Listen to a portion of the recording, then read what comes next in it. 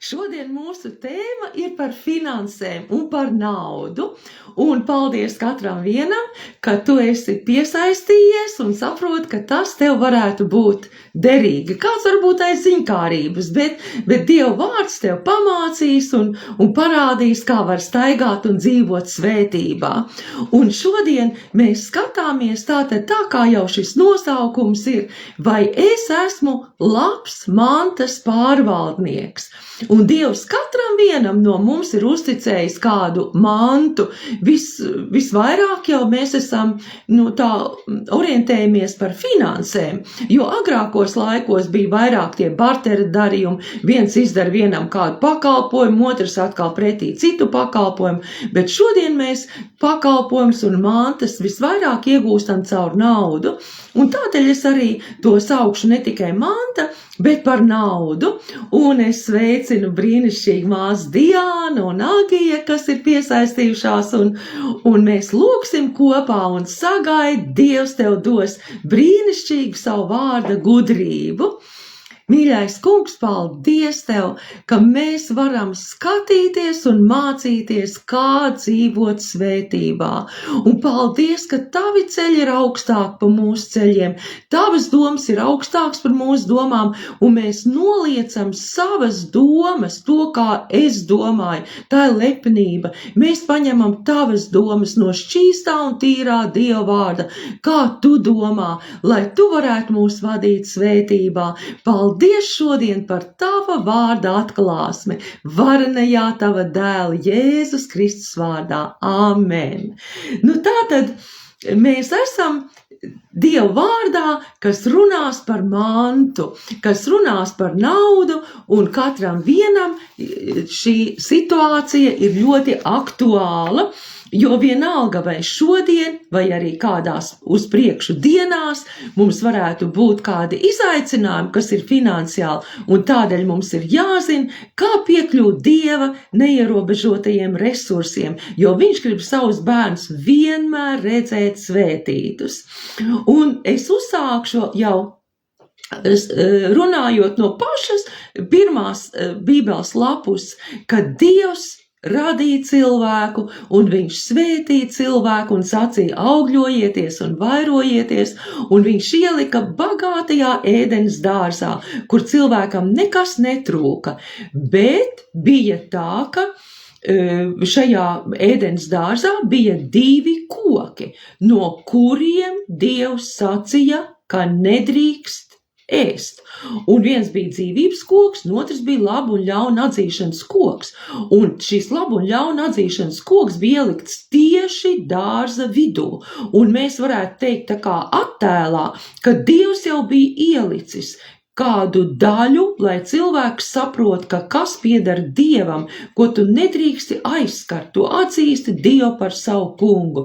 Un arī pat vēlāk, kad mēs skatāmies Abrahāma, mūsu ticības tēva dzīvē, Dievs runāja uz viņu, viņš slēdza derību, Dievs slēdza derību ar Abrahāmu un sacīja, es svētīdams tevi svētīšu, vairodams tevi vairošu. Abrahāms uzticējās Dievam, un tieši viņam šī ticība bija, un caur ticību mēs varam saņemt visus Dieva apsolījumus. Un izlasīsim 1. Mūzes grāmatā 14. nodaļa.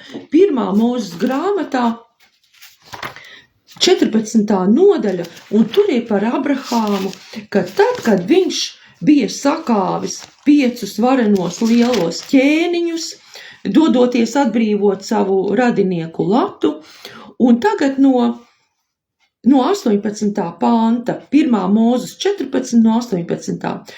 Un Melhisedeks, Salemas ķēniņš, iznesa vīnu un maizi. Viņš bija visaugstā Dieva priesteris. Un mēs redzam ebreju vēstulē, ja tu skatītos 7. nodaļa, 2. un 4. pāns, un vēl tu var arī visu to kopā lasīt ebreju vēstulē 7. nodaļā, un tur ir skaidri parādīts, ka šis visaugstā Dieva priesteris, kurš parādījās Abrahāmam, bija pats Dieva dēls, Jēzus Kristus.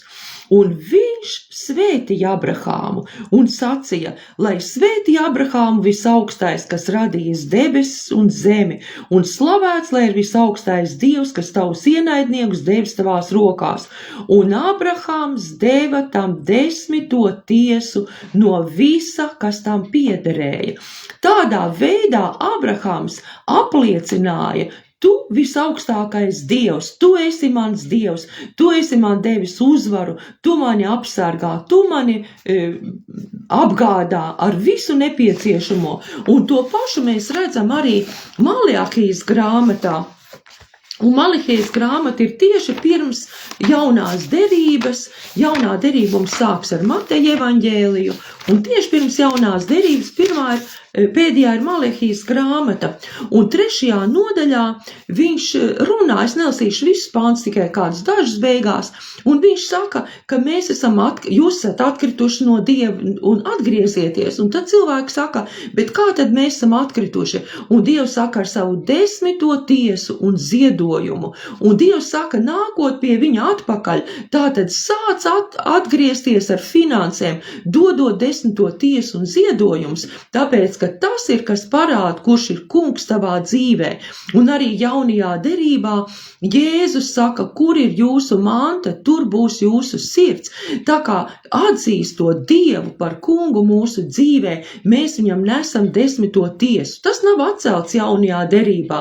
Kādi cilvēki, kur meklē tikai attaisnojums, lai nevajadzētu dot, nevajadzētu pārveidot savu sirdi, nevajadzētu dot to, kas viņiem ir dārgs, bet iedomājies to, ko tu godā, tam tu dod. Tu pat savam darba priekšniekam aiznes kaut ko to vislabāko. Un Dievs to pašu saka Malahijas grāmatā, pamēģini atnest savam priekšniekam kaut ko sliktu. Ko tad viņš domās par tevi? Un tu atkritumus tikai nes Dievam. Tātad Dievs redz to, ko mēs viņam dodam, un viņš grib mūs svētīt, bet viņš nevar mūs svētīt, ja mēs viņu negodājam, ja mēs viņu neatzīstam kā Dievu mūsu dzīvē un kā kungu mūsu dzīvē. Un arī citi cilvēki piemin šo, ka Jēzus sacīja farizējiem un norāja, kad viņi tur nes 10. tiesu no visiem sīkumiem, bet tu aizmirst apskatīties kontekstā. Lūka 11.42, tā ir viena no rakstu vietām, kur Jēzus piemin šo. Lūka 11.42. Bet vai jums, farizēji, jūs dodat 10. tiesu no mētrām, dillēm un visādiem dārza augiem, bet atstājiet novārtā taisnību un Dieva mīlestību? Un daudzi apstājās šeit un saka, tā tad nav jānes 10. tiesa, jo Jēzus pateica, ka nevajag nes 10. tiesu. Nē, izlas pāntu līdz beigām. Viņš saka, vienu vajadzēja darīt un otru neatstāt novārtā. Tātad Jēzus apstiprina, ka ir jānes šī 10. tiesa. Un vēl ļoti skaidri to mēs redzam vēstulē ebrejiem, 7. nodaļa, 8. pāns. Vēstulē ebrejiem, 7. nodaļa, 8. pāns. Šeit 10. tiesu saņem mirstīgi cilvēki. Tātad, vai tas bija apostols Pāvils vai kāds cits, kurš rakstīja šo vēstuli ebrejiem, un viņš tāpat turpina runāt un sacīt, 10. tiesa ir jānes, un viņu saņem šeit cilvēki, tie, kas kalpo Dievu namā, bet tur tas, par kuru liecina, ka viņš dzīvo.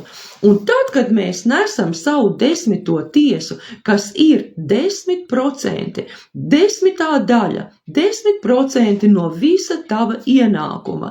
Piemēram, ja tev ir ienākums 100 eiro, 10% ir 10 eiro, tad to tu nes Dievu namā, tur, kur tu tiec pabarots ar Dievu vārdu. Ziedojumus tu dod tajās vietās, kas tev svētī, tie ir varbūt ceļojoši evaņģēlisti, kā tagad es runāju Dievu vārdu, ja es neesmu tavu mācītāja, ja tavu cita draudz, tu nedod 10. tiesu šeit, tev jāatrod savu draudz, kur tu regulāri tiec pabarots, apgādāts ar garīgo barību, ar rūpēm par tevi, ar lūkšanu apsegu, ka mācītājs lūdz par tevi, kā par sava ganāmpulka apsardzības āvi. Viņam būs jādod atbildība par savu ganāmpulku, un tas ir brīnišķīgi, es kādā ganāmpulkā. Un tātad Jēzus saka caur šo kalpu, kurš uzrakstīs ebreju vēstuli, ka kaut arī mēs nesam šeit fiziski, dodam savu 10. tiesu konkrētā draudzē, kur konkrēti cilvēki to saņem kalpotāji, bet realitātē tā ir garīga transakcija, garīgi Jēzus saņem šo 10. tiesu. Tu nevari pamest augšā naudu un teikt, Dievs paņem un kā kāds sacīja, un kas nokritīs lejā, tad tu to negribēji un es to paņemšu. Mēs saprotam tāda muļķība, bet Jēzus saņem mūsu 10. tiesu, un viņš ir tas, kurš mūs svētī, un viņš saka, pārbaudi mani, vai tad es neatvēršu debesu logus un nelikšu svētībai pārpilnībā pār jums nolīt. Tātad es mazliet esmu ieskicējusi šo plānu, Dieva svētības plānu mūsu dzīvē, kas ir caur šo 10. tiesu un ziedojumiem. Un mazliet es vēl tagad tā detalizētāk gribētu paiet par to. Tātad mēs jau redzējām, ka Ēdens dārzā Dievs ielika šo neaizskaramo, kas pieder Dievam. Tas ir kā simbols 10. tiesai jau pašā sākumā. Tas pieder Dievam, to neaizskar, to neapēd, to nelieto, to nes Dievnamā, dod viņam to labāko. Un tad tālāk par Abrahāmu, ka viņš deva 10. tiesu, un tad mēs vēl varam lasīt tālāk par Jēkabu, kuri precīzi norādīts, ka arī Jēkabs nesa 10. tiesu. Kāpēc es šīs lietas saku? Jo daudzi saka, 10. tiesa ir bauslība, tā mums vairs nav jāpilda. Bet Mūzes, bauslība nāca caur Mūzu, un Mūzes vēl nebija piedzimis, kad bija šie ticības tēvi, un Dievs slēdza derību ar Abrahāmu, un mēs esam Abrahāma derībā, nevis Mūzes bauslībā.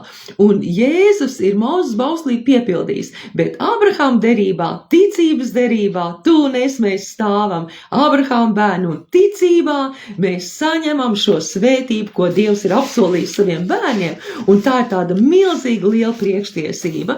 Un tādēļ paskatīsimies vēl šo otru mūsu ticības tēvu, kas ir tātad Abrahāma pēcnācējs, 1. Mūzes 28, jo atceries, Dievs saka saviem kalpiem, tātad es esmu Dievs, kas ir Abrahāma, Īzāka un Jēkaba Dievs. Tātad tā pēctecība. Un tagad par Jēkabu, ka tad, kad viņš bēga no sava brāļa, es tā smalkumā nestāstīšu tev, un Dievs viņam parādījās ceļā, un bija atvērts debesis, un viņš redzēja Dieva eņģeļus uzkāpjam un nokāpjam. Halleluja, Dievs, paldies par tavu klātbūtni tik varenā veidā. Un kad Dieva eņģeļi uzkāpa un nokāpa no debesīm, un tad, kad viņš pamodās, viņš teica, šī vieta ir svēta, šeit ir Dieva nams, un es to nezināju. Un tātad 1. Mūzes 28 un no 18. panta, 1. Mūzes 28 no 18. Un Jēkabs pamodās no rīta un ņēma akmeni, ko savā pagalvī bija licis, un cēla to par piemiņas akmeni un lēja eļļu pa virsu, un viņš nosauca šīs vietas vārdu Bētele, bet iepriekš pilsētu sauca Lūza, un Bētele nozīmē Dieva nams.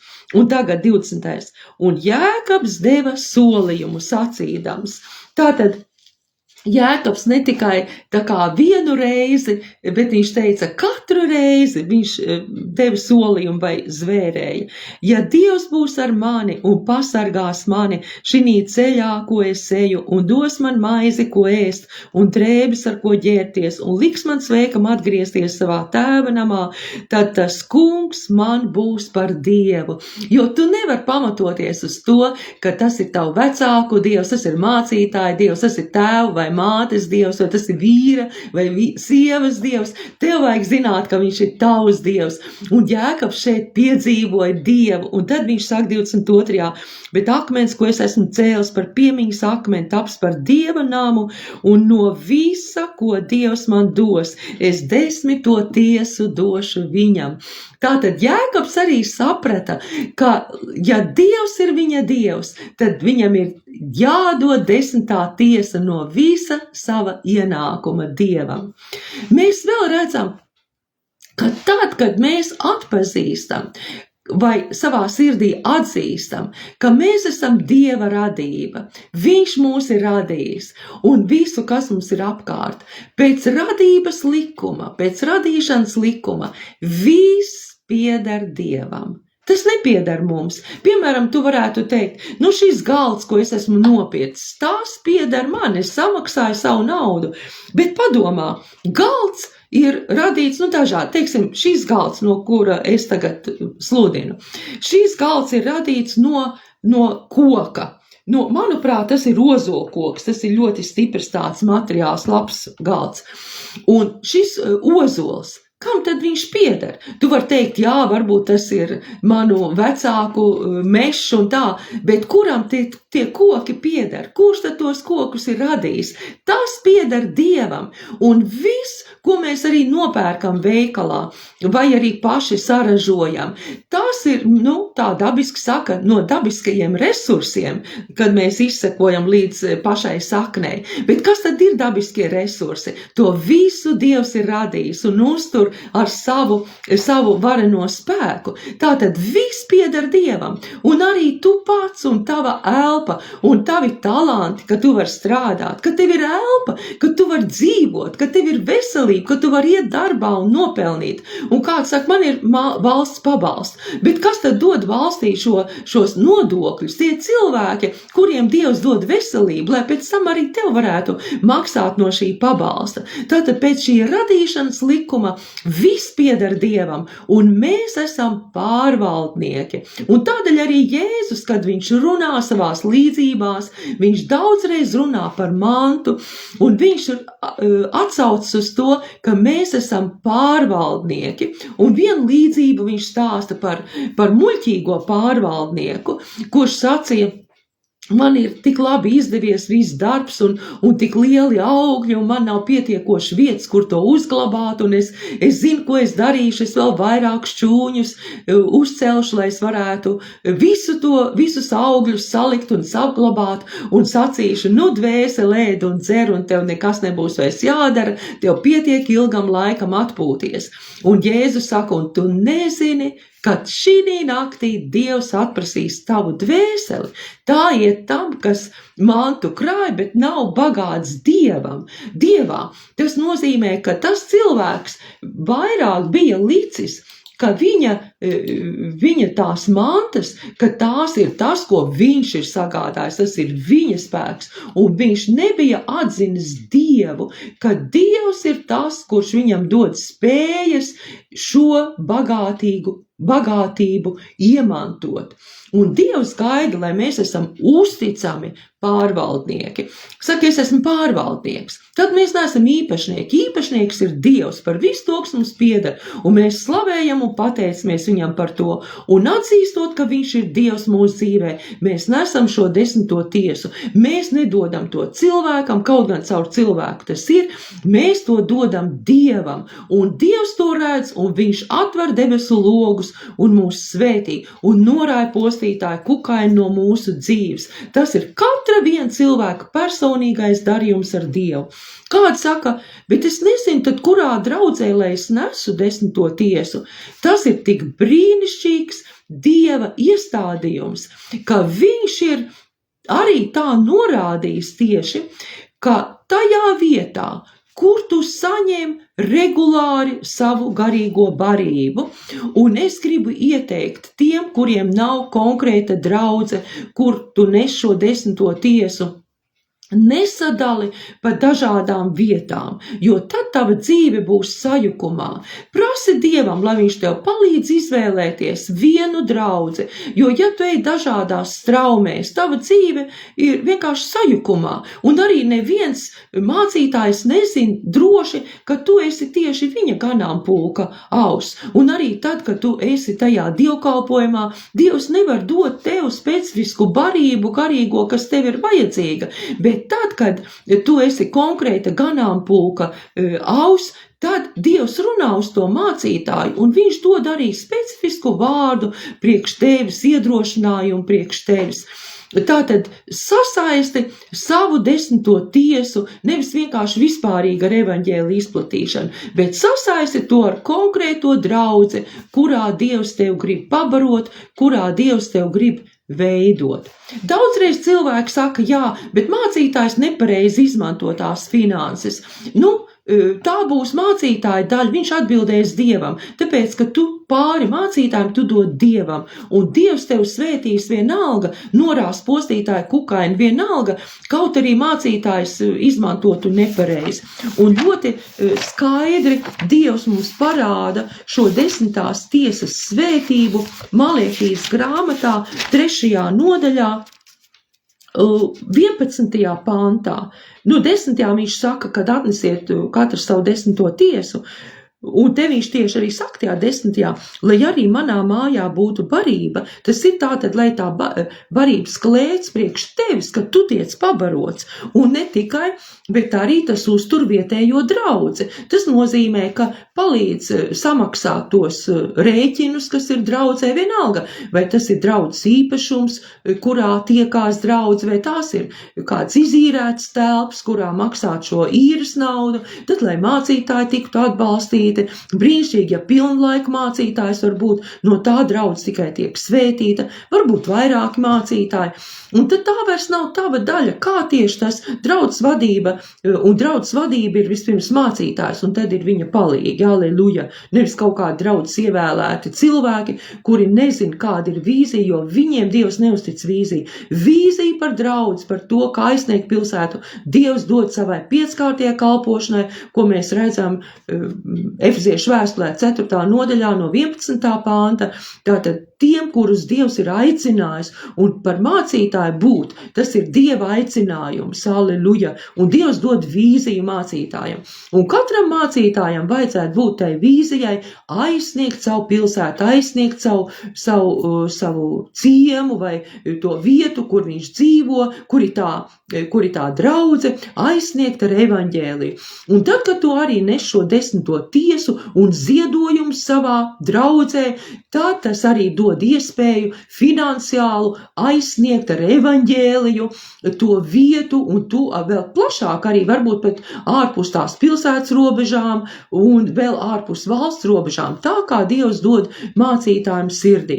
Un arī pat katram evaņģēlistam, kad tu saki, es esmu evaņģēlists un es dodu 10. tiesu savā kalpošanā, bet katram vienam Dieva kalpam ir jābūt vietai, kur tu pats tiec pabarots, un arī, ka no tavas kalpošanas aiziet 10.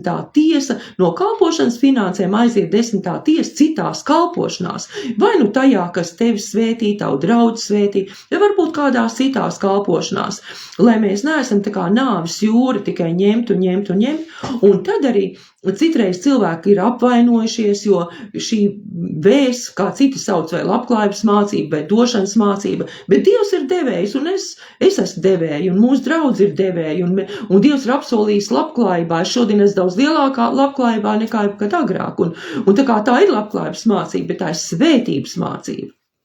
Pieeja Dieva neierobežotiem resursiem. Par to man plaši šī brīdī nav ko runāt, bet tie, kas ir apvainojušies, varbūt, kad kādi cilvēki ir sludinājuši šo vārdu, un viņi sautīgos nolūkos, nepareizā garā, mantkārīgi, bet tad neizlej bērnu kopā ar netīro ūdeni, kā agrāk. Padomu laikos mazgāja bērnus vanniņā, un no tā ir arī cēlies tā paruna, ka neizlej no vanniņas netīro ūdeni kopā ar to bērnu. Tātad, ja ir bijis kāds nepareizs lietas, bet Dieva vārds ir šķīsts, un Dieva mācība, skaidrā Dieva vārda mācība, viņa grib tev vest svētībās. Un es gribu izlasīt arī tādu brīnišķīgu Dieva vārdu no 5. Mūzes grāmatas. No 5. Mūzes grāmatas, aleluja, paldies tev, kungs Jēzu.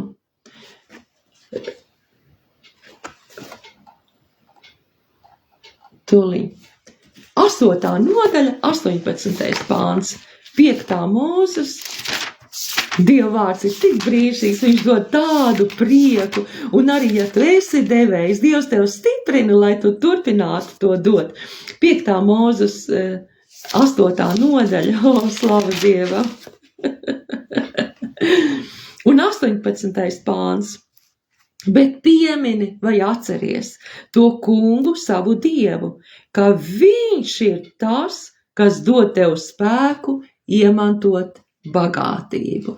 Tātad, dodot šo 10. tiesu, tu rādi, ka viss nāk no Dieva. Tas nenāk no tevis. Tā ir svētība, kas tev ir. Bet tas nāk no Dieva. Dod viņam godu caur šo. Un es tā skatos pēc laika, kad ir jāiet uz to nobeigumu, un es vēl gribu pieminēt, ka Dieva vārds mums parāda 3 došanas līmeņus. Pirmais līmenis ir 10. tiesa, par kuru jau es runāju diezgan daudz. Tad otrais līmenis ir ziedojumi. Ziedojumus tu dod tā, kā tev sirds pamudina. 10. tiesu tu nevar dot tā, kā sirds pamudina. Tādēļ, ka Dieva vārdā ir konkrēts princips. 10. tiesa ir 10% no tā ienākuma. Bet ziedojumi nav pateikts, cik daudz tieši ir jādod. Bet Dieva vārdā ir teikts, priecīgi devēji Dievs mīl, cik katrs ir apņēmies savā sirdī, tik lai viņš dod. Un to principu tu var zināt, jo vairāk tavs finanses ies debes valstībā, jo tava sirds vairāk būs debes valstībā. Un arī Dievs svētī. Viņš saka, kas sīksti sēj, tas sīksti pļauj. Kas bagātīgs sēj, tas bagātīgi arī pļaus. Tas nozīmē, ja tu gribi pieaugumu savās finansēs, tad meklē iespēju, lai tu varētu vairāk sēt. Un pamatā, tad, kad mēs sējam debesu valstībā, pamatā tas ir, lai debesu valstība ietu plašumā. Arī mūsu draudzē Dievs ir devis šo jauno uzdevumu, ka mēs iziesim pa pilsētām kā pagājušā gadā mēs esam gājuši 1-1 evaņģelizācijā, bet tagad par dažādām Latvijas pilsētām mēs iesim ar skatuvi, ar pastiprinātājiem, ar Dieva vārdu evaņģēliju pasludināšanu un ar pārtikas pakām. Tādēļ, ka cilvēku vajadzības ir jātiek apmierināts, un vairāk cilvēkiem pārtika paliek dārgāk, un tā ir pilnīgi nepieciešamība. Un tāpēc mēs pateicamies Dievam par katru devēju, ka mēs varam izplatīt šo evaņģēliju arī tādā veidā, jo mēs esam atbildīgi par to, lai mūsu valsts cilvēki tiek aizsniegt vispirms, jo mēs esam ielikt šeit savā zemē, savā valstī, un tad ārpusē. Un 3. došanas līmenis ir dot nabagam. Un arī to Dievs saka mums jādod, bet citi cilvēki ir, tā kā atžgāni sapratuši. Tu nevari tikai dot nabagam, tāpēc, ka tu pļauj no tā, ko tu esi devis. Un tad, kad tu dod debesu valstības izplatīšanai, tad tu nostiprini Dieva plānu virs zemes, jo Dievam visi cilvēki ļoti dārgi, un katram ir tiesības dzirdēt evaņģēliju, bet došanai nabagam tam ir atbilstoša vieta, un ir jādod nabagam, un tam ir brīnišķīgi apsolījumi. Un vispirms es gribu izlasīt Psalms 112. Par šo došanu nabagam. Un daudz Dieva vārds runā par finansēm, ļoti daudz. Varbūt kādreiz man jāuztais tāda sērija par finansēm. Es tā tik priecīga sludinot šo Dieva svētības mācību. Psalms 112 no 5 līdz 9 lasīsim. Un tur ir tie visi ieguvumi, ne visi, bet daudz ieguvumi. Tur ir uzskaitīti no Dieva vārda. Halleluja! Viss psalms ir brīnišķīgs, es tiek kārdināti lasīt visu, bet to tu pats varēsi izlasīt. No 5. Labi tam cilvēkam, kas ir žēlsirdīgs un labprāt aizdod. Viņš tiesā panāks savu taisnību. Tātad esi devējs, aizdod, vai ne? Bet par aizdošanas īsti grib pateikt. Tad, kad tu aizdod, dod to, bez kā tu var dzīvot, ko tu nepieprasīsi atpakaļ. Citādāk ienāks ienaids starp tevi un to cilvēku, ja viņš nevarēs tev atdot, un tā kā labāk aizdot tikai to, bez kā tu var dzīvot. Tas, kurš aizdod, tiesā panāks savu taisnību. Viņš savā garā neļodzīsies ne mūžam. Taisnais paliek mūžīgā piemiņā. Viņš nebīstas no ļaunas slavas. Viņa sirds ir stipra savā paļāvībā uz to kungu. Viņa sirds ir droša, viņš nebīstas, kamēr ar gandarījumu prieku viņš var noskatīties uz saviem ienaidniekiem. Viņš ir devīgs un dod nabagiem bagātīgi. Lūk, Dieva vārds mums pamāca, dod bagātīgi nabagam. Un tu varbūt teikt, man jau nav bagātīgi ko dot, bet ja viņš ir nabags un tev ir ko iedot, priekš viņa tas būs bagātīgi.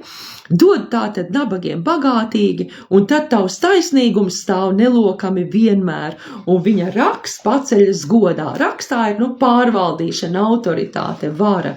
Un vēl brīnišķīgi no Salamana pamācībām 19 un 17. pāns. Pamācības 19, 17. pāns. Kas iežēlojas par nabago, aizdod naudu tam kungam, un tas kungs viņam atmaksās par viņa labo darbu. Brīnišķīgi šeit ir teikts, kurš iežēlojas. Tātad nedod no tāda augstprātības.